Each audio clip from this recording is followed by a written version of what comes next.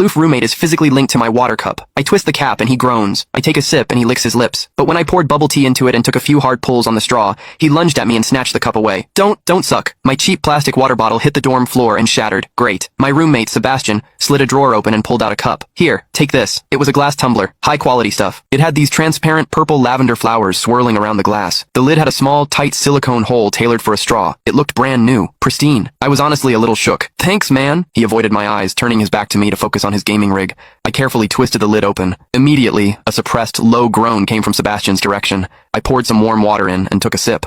Sebastian sucked in a sharp, jagged breath. His hand on the mechanical keyboard trembled, his fingers slipping off the keys. He licked his lips, looking like he was enduring some kind of torture or intense pleasure. His lips were thin, the Cupid's bow sharp like a knife. Looking at them made me want to bite them. Yeah, okay, I admit it. I'm into Sebastian. I swear to God, before I met him, I was the straightest guy in the state. After high school, my only plan was to get to college and bang a hot, bubbly cheerleader. But the moment I walked into this dorm and saw Sebastian, that plan went out the window. 4 years of college and he's the only one I want to mess around with. But I couldn't tell him. No way. I was terrified that if I spilled my guts, we wouldn't even be friends anymore. Because Sebastian is straight. Like, painfully straight. Only 2 weeks ago, he turned down a senior, a varsity swimmer, total stud, who asked him out. After that, Sebastian came back to the room and sat at his desk with a face like thunder for hours. The guy must be a raging homophobe. Maybe it was because the cup was a gift from my crush, but that warm water tasted sweeter than usual. It had a weirdly good aftertaste. I grabbed a straw from my desk and shoved it deep into the hole on the lid. The second I did, a strangled moan ripped out of Sebastian's throat. He bolted up and sprinted into the bathroom. Weird. We were just gaming. Why the hell did he suddenly need a shower?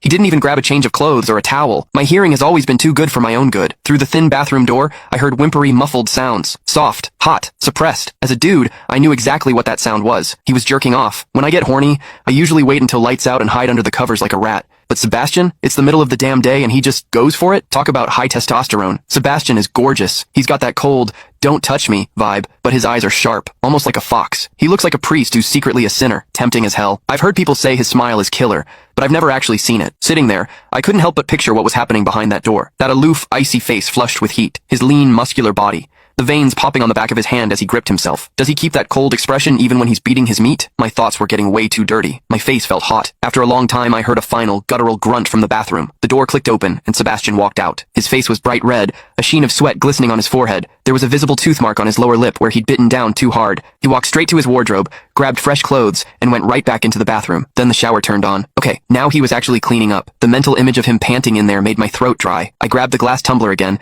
and chugged a few large gulps. The water in the bathroom stopped, then started again. It took him forever to come out. When he finally did, he looked at me with this weird, resentful glare. Strange. Was I imagining things? Sebastian sat back down to game, and I poured myself another refill. I wasn't really thirsty anymore.